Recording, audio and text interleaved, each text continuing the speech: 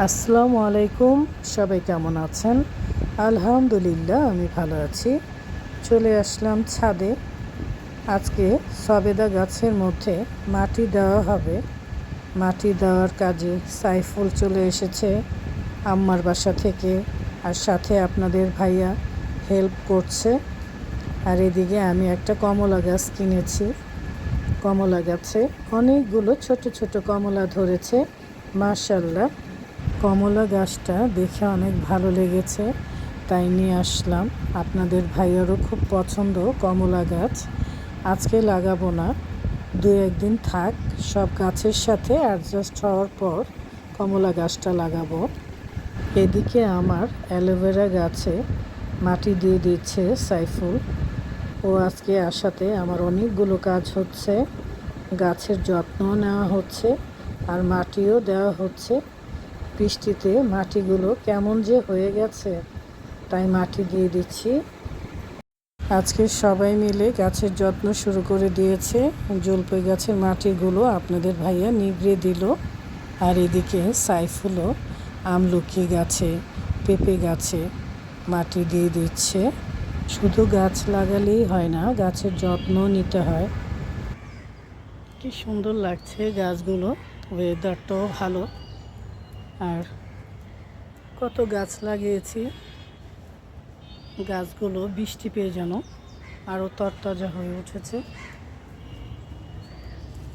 এই যে থাই পাতা স্যুপের মধ্যে দেয়। আর এই যে আঙুর গাছ। সাইফুলের কাজ শেষ, এখন সাইফুল চলে যাবে, হাত মুখ ধুয়ে নিচ্ছে। সাইফুল আসাতে আজকে ছাদের অনেক কাজ হলো, গাছেরও অনেক যত্ন হলো।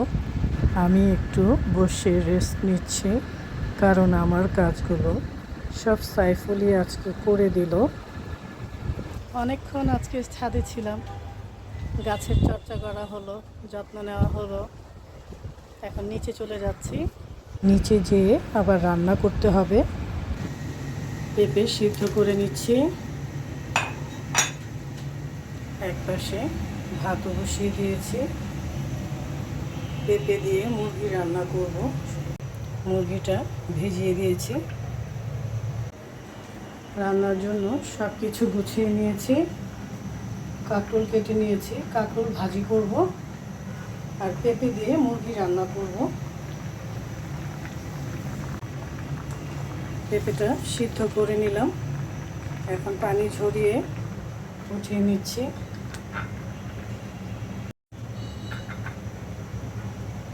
পেঁপে দিয়ে মুরগি রান্না করলে আমি সবসময় পেঁপেটা হালকা সিদ্ধ করে নিই।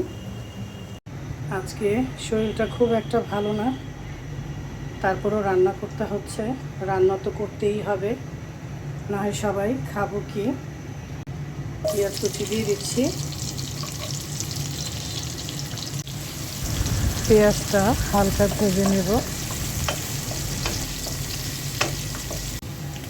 শরীরটা ভালো না, তাই মুরগির মাংসটাই রান্না করে নিচ্ছি পেঁপে দিয়ে। শরীর যখন খারাপ থাকবে এই ধরনের তরকারি খেতে কিন্তু শরীরের জন্য খুবই উপকারী।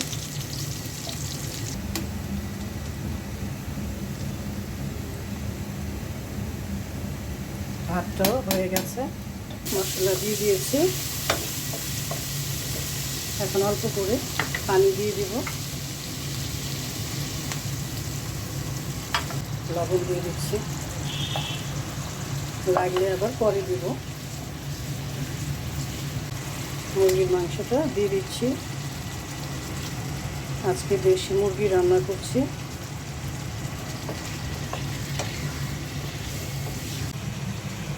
এখন কাঁকরোলটা, হলুদ, শুকনো মরিচ, একটু জিরে ফাঁকি দিয়ে দিই আর লবণ দিচ্ছি, ধনিয়া ফাঁকি দিয়ে দিচ্ছি। সব কিছু ভালো করে মেখে নিচ্ছি।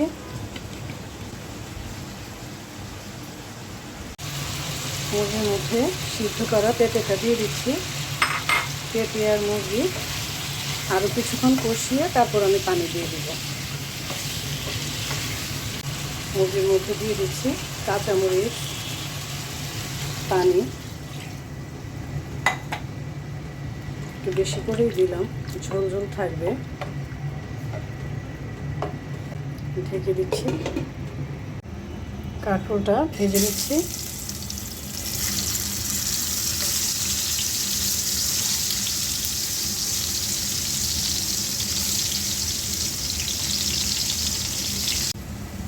শুধু মুরগি দিয়ে তো আর ভাত খাওয়া যাবে না, তাই কাঁকরোলটাও ভেজে নিচ্ছি। কাঁকরোল ভাজার সাথে গরম গরম ভাত খেতে কিন্তু দারুণ লাগবে। দেখি মুরগির তরকারির কি অবস্থা। মুরগির তরকারিটা হয়ে গেছে, এরকমই ঝোল ঝোল থাকবে। নামানোর আগে আমি একটু জিরে ফাঁকি দিয়ে দিচ্ছি।